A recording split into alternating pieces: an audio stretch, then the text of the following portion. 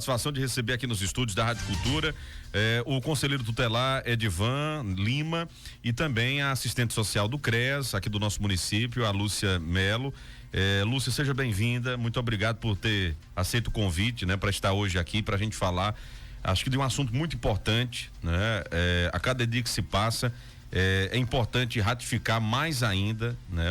E também endurecer, né, as penalidades para quem explora, para quem viola, né, sexualmente falando, né, crianças e adolescentes. Seja bem-vinda, boa tarde, obrigado pela presença. Boa tarde, Tony, boa tarde a todos os ouvintes. A gente que fica, né, agradecido pela oportunidade de falar de um tema tão importante. Então, esse é o momento da gente estar sensibilizando, né, a sociedade em geral, principalmente as famílias que têm o poder protetivo, né, em relação às crianças e os adolescentes, em relação a essa temática tão complexa e dolorosa, mas que está presente, né? E cada vez mais é percebido, né, o número de casos dentro do nosso município. Isso é verdade.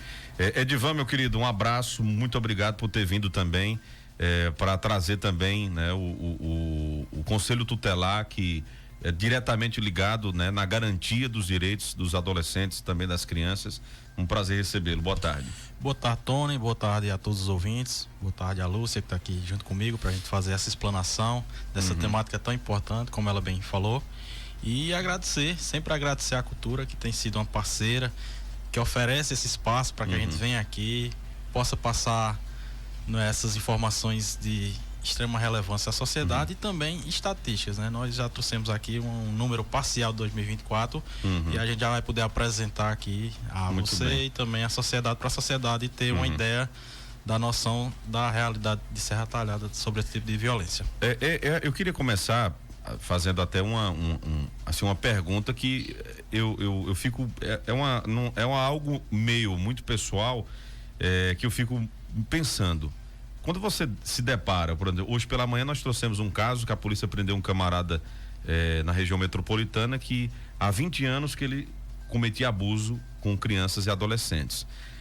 Quando a gente pega os casos, a gente é o próprio pai, é um avô, é um tio, é um padrasto, né?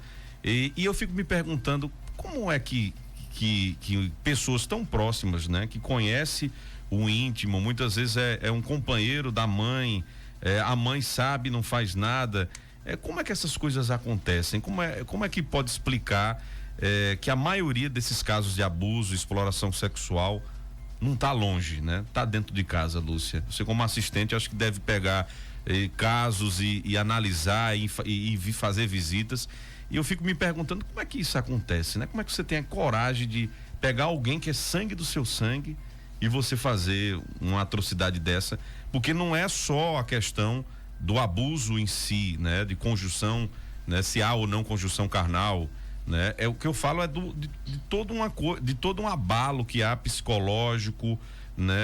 Não é, a pessoa não vai ter um convívio social muito difícil. Então, assim, é algo muito complexo de se falar, mas como é que passa na cabeça de alguém, né? De fazer algo com o próprio sangue, né? A princípio, Tony, o que a gente pensa, né? Eu acredito que a Edivan também deve estar nesse mesmo pensamento, é um ato criminoso, né? Então, essas pessoas, elas devem ser tratadas como criminosos. E aí a gente sabe que também a neurociência pode explicar também alguns comportamentos relacionados a transtornos. Então, assim, é bem complexo, mas infelizmente a violência, né, e o abuso sexual de criança e adolescente, ele está presente na família, e isso nos choca, né? E por isso que é tão complexo trabalhar essa temática e principalmente romper, porque a gente sabe que as crianças e os adolescentes, por mais que eles recebam as informações, por mais que sejam desenvolvidas ações preventivas, como agora nesse 18 de maio, que todos os anos a gente desenvolve esse trabalho junto à sociedade, junto às escolas, junto às famílias, é difícil, porque eles ficam ali na caixinha do silêncio. O medo de causar, né, o conflito familiar, o medo também que está relacionado às vezes a uma mãe que não entende, que não vai compreender, que não vai aceitar, né? Mas nós precisamos vencer. Exatamente. Romper esse silêncio, essa caixinha do silêncio. E aí acho que liga também um bocado de coisa, a questão de muitas vezes aquele agressor, aquele abusador é o provedor da casa, e aí a mulher fica, a criança conta e não toma uma atitude porque não, ele vai embora e nós vamos ficar como, né? Então entra também essa questão financeira também, e aí engrandece o abusador, né? Ele acha que ele, né, é o dono da situação, né? E fica impune por muito tempo, né? Como o caso que eu falei para vocês, 20 anos o camarada fazendo isso, e agora foi que a justiça conseguiu penalizá-lo, né? Isso Prendê-lo. mesmo, Antônio. Por se configurar algo muito doloroso para quem passa por esse tipo de violência, você se submete ao silêncio, né? Pelo menos a gente se depara com essas realidades, né? O silêncio de uma criança e até mesmo do adolescente, que não se sente fortalecido ali no seio da sua família, e aí só a partir, né, de uma rede de apoio, que a escola é muito importante nesse processo, toda a rede de proteção da assistência social, o conselho tutelar, e a partir daí é que eles vão vencendo isso, né? E também é muito importante a sociedade ficar atenta, né? Então, você e eu, como cidadão, a gente também tem esse papel de ficar atento a essas condições. A gente tem que estar sempre olhando, observando. Então, assim, percebe um ambiente com muito álcool, né? Ou reincidências de violência, é importante ficar atento enquanto cidadão e até mesmo estar fazendo a denúncia. Verdade. Edivan, para colocar você também nesse debate, eu só pegar a mesma pergunta que eu fiz para a Lúcia e também pedir para que você possa falar. E você que está também, o Conselho Tutelar é diretamente ligado. Eu vi esses dias que vocês foram chamados aí para um caso da Polícia Rodoviária Federal, né? Isso. Em uma localidade aqui em Serra, a polícia desconfiou que estava tendo, né, uma prostituição de adolescentes, e rapidinho chamou vocês também para por conta desse caso. Então vocês estão ligados diretamente, né, aos casos. Vocês estão chegam no lugar mesmo onde aconteceu o abuso. Está diretamente também em contato com vítima, né? E com abusador, né? Com certeza, né? Eu, nessa média jornada, enquanto conselheiro tutelar, eu defino esse tipo de violência, né? A violência sexual, como a pior delas, né? Porque, como o Lúcia bem disse, né? É aquela em que a criança ou adolescente muitas vezes passa, você até trouxe o exemplo de Recife, né? A criança ou adolescente passa uma vida inteira sendo ali violentada e não pode, né, não expor. Enfim, aí isso é muito doloroso, né? É muito doloroso, e a gente, como o Lúcia disse, né, é importante que a sociedade possa estar orientada, porque parte da sociedade muitas dessas denúncias. Então é uma questão bem complexa mesmo. E em relação à Serra Talhada, né? Como anda? A gente tem alguns casos que acaba vindo para a imprensa, que a gente acaba noticiando, e tem casos que também ficam, né, vamos dizer assim, bem escondidos, né? E às vezes até por conta do sigilo também de investigação de polícia e tudo mais. Mas como anda esses casos aqui, né? Vocês que estão acompanhando, são portas diretas aí, vamos dizer, para que recebem esses casos, né? O CREAS que tem esse apoio, que dá esse apoio também. E o Conselho Tutelar que também faz a garantia, né? Fazer valer a garantia do Estatuto da Criança e do Adolescente, tá? Como é que anda os casos em Serra Talhada? O que é que você pode passar pra gente também, Edivan, em relação ao que já tem desse ano de 2024? Pronto, para trazer uma realidade estatística, somente em 2024 a gente, enquanto Conselho Tutelar, já atendeu 23 situações que configuram ali uma suspeita ou até mesmo uma confirmação, né? Então são números expressivos, números preocupantes, que faz com que nós temos aí mal finalizado, nós estamos na metade praticamente do 5º mês do ano, já tem 23 casos, né, suspeitos, casos, né? Exatamente. Então, para muitas pessoas, né, ainda vê como algo muito distante, quando na verdade é uma coisa bem próxima. Quando a gente traça o perfil também dos abusadores, né? Nós temos aqui, eu posso até citar, que 4 são padrastos, né? Ou seja, que estão ali naquela proximidade, tem a confiança da família, vizinhos também, né? 7 desses 23 casos, o vizinho é apontado como o violentador. Meu Deus do céu. Então, assim, é gente próximo, né? Que acompanha o dia a dia né, das crianças, né, sabe de tudo. E muitas vezes o vizinho, todos nós temos vizinhos, né? Então muitas vezes tem aquele vizinho que você tem uma maior proximidade, né? De você muitas vezes até confiar, de deixar os seus filhos com o vizinho e mal sabe você que muitas vezes você está entregando na mão de um criminoso, né? Isso é um crime, né? Um camarada que faz uma coisa dessa. Não é bem isso, né? Primeiro ganhar confiança, isso até um perfil, né? Do abusador é isso, né? Primeiro é ganhar confiança, né? Tanto da criança como da família, né? Ganha confiança para poder fazer isso. E aí, Lúcia, como recebe, né? O Conselho Tutelar recebe essas demandas, quando há o caso confirmado, o que é que acontece depois, né? O que é que a assistência social faz para poder então agir, né? Mediante a uma conduta, né? Posterior, né? O que é feito em relação à criança, à vítima, né? O adolescente também. A partir do momento que o Conselho Tutelar, né, recebe essa demanda, e também pode acontecer ao contrário, né, de nós recebermos a demanda e encaminharmos para eles, a partir daí a gente começa, né, através da equipe multidisciplinar. Eu acho que é importante eu dizer um pouquinho o que é o CREAS, porque a dimensão da rádio é muito grande. Então, o CREAS é uma unidade pública da assistência social que atende, né, famílias em situação de vulnerabilidade social e risco pessoal.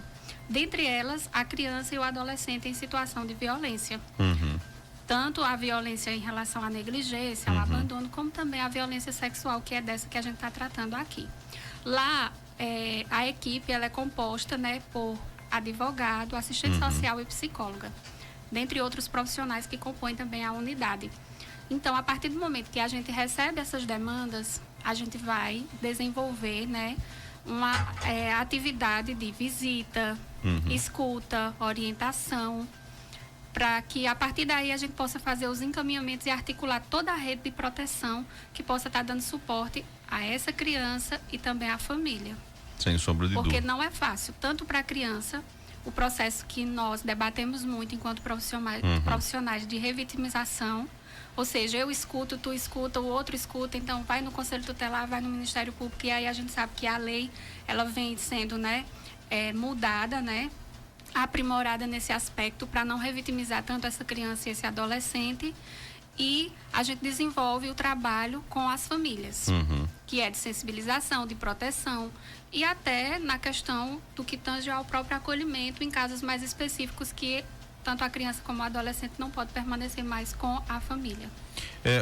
Acho que uma grande oportunidade que a gente tem muitas vezes, como perceber, por exemplo, que tem alguma coisa errada com a criança, com o adolescente,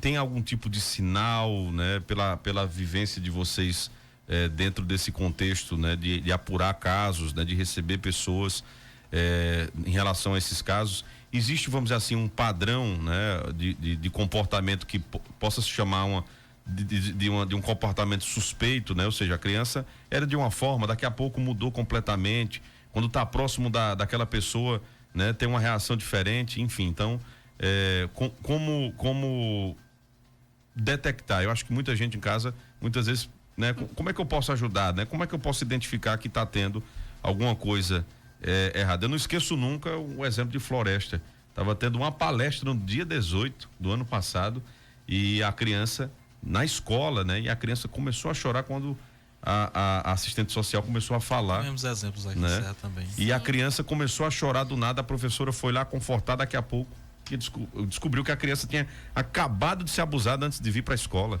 Então, assim, são coisas que... E a escola acaba sendo também nessa porta de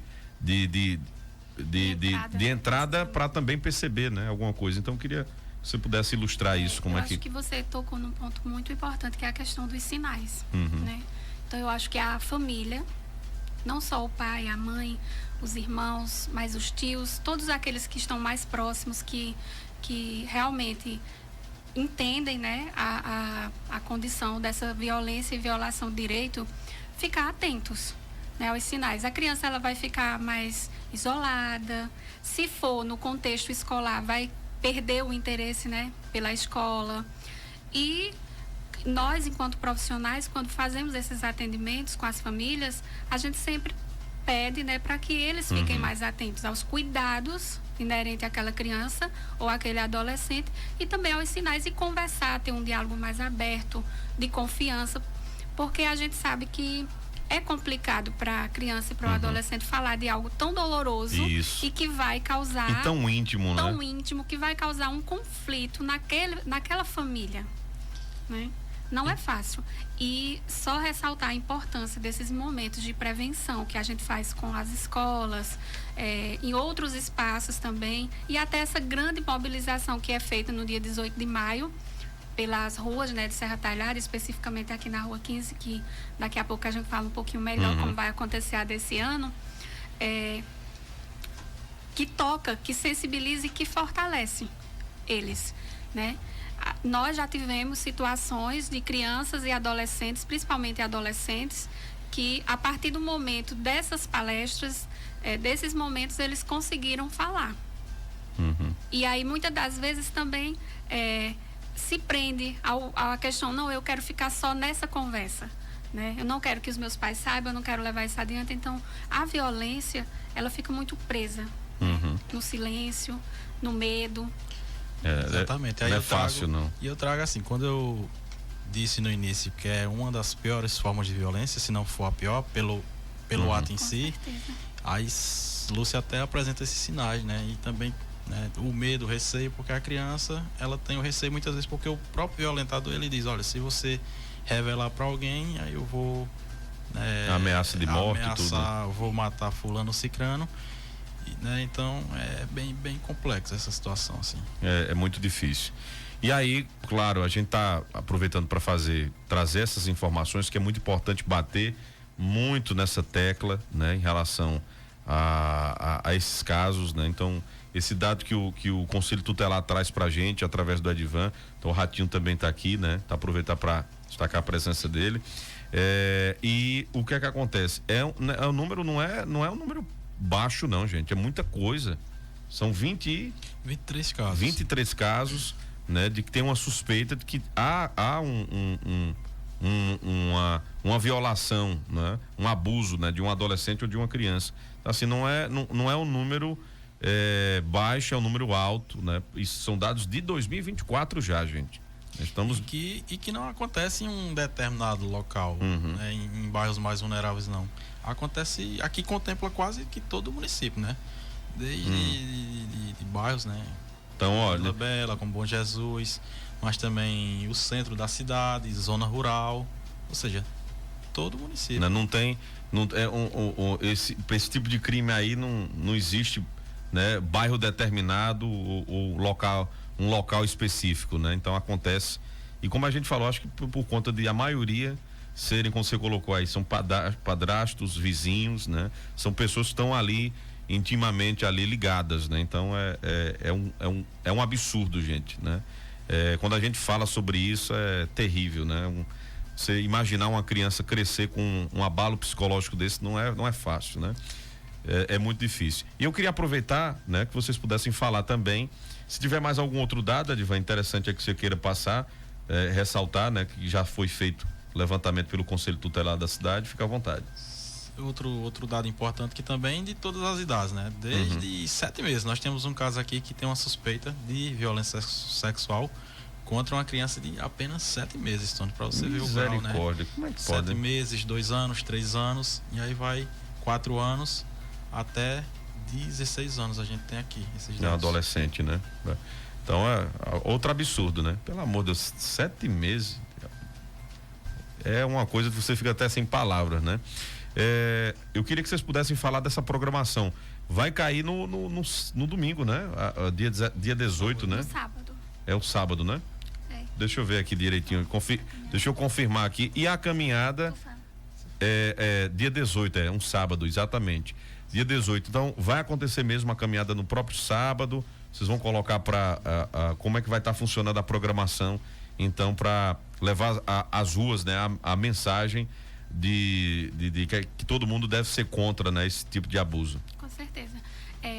Assim como todos os anos, a Secretaria de Assistência Social, junto ao Conselho Tutelar, né, e os outros que compõem a rede de proteção e a sociedade em geral, nós vamos realizar a caminhada, sendo que não vai ocorrer no sábado mesmo, que é o dia 18, o dia D, mas vai ser na segunda-feira.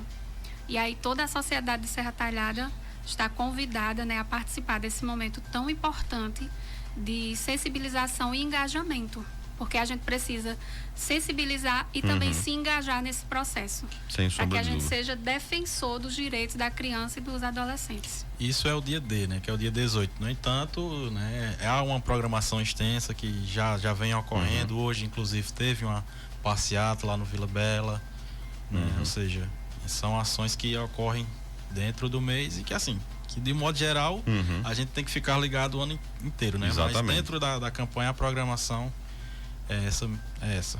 Há uma intensificação, na verdade, das ações, né, de prevenção, principalmente nas escolas. E aí todas as escolas estão recebendo, né, as equipes de profissionais do CREAS, do CRAS, da rede de proteção, para falar sobre essa temática. Vai ter participação de escolas na segunda-feira, na caminhada, passeata? Sim. Então, e claro, a população em geral, né, pode também participar. Pode participar, né? Gente, eu queria agradecer demais pela vinda de vocês, né? Espero que a gente continue aí combatendo, né, esses abusos, né? A gente tem aí o Conselho Tutelar, tem o CREAS dando esse apoio importantíssimo também, né? Um apoio de psicólogos, advogados, assistente social também, e que a gente consiga, né, diminuir esses números, fazer com que as crianças, né, as pessoas, as vítimas possam denunciar cada vez mais, né, para colocar esses criminosos, né, na cadeia, né, que lugar de gente que faz isso é na cadeia, né, não é em convívio social, não merece, né, alguém que faz isso, né, que destrói a vida de uma criança e de um adolescente. Então, gente, escutaram aí os sinais, né, que a Lúcia colocou, né, que o Edivan trouxe também. Então, preste atenção que a gente também, como cidadão, a gente deve observar, né, se tem alguma coisa errada. As denúncias podem ser feitas de forma também, né, preservado o anonimato, se, né, leva todas as informações, mas tem que se identificar, né, para ver o contexto, a veracidade de toda a informação, mas não se preocupe que nem o Conselho Tutelar, nem o CREAS vai estar revelando nome de ninguém, tá certo? Exatamente como faz a polícia, o anonimato é garantido, né? O anonimato não para denúncia, o anonimato para divulgação do seu nome, né? Mas você precisa também se identificar, chega lá, dizer quem você é e apontar, né, todas as informações para que tanto o Conselho como o CREAS também façam o seu trabalho, né, para averiguar a situação.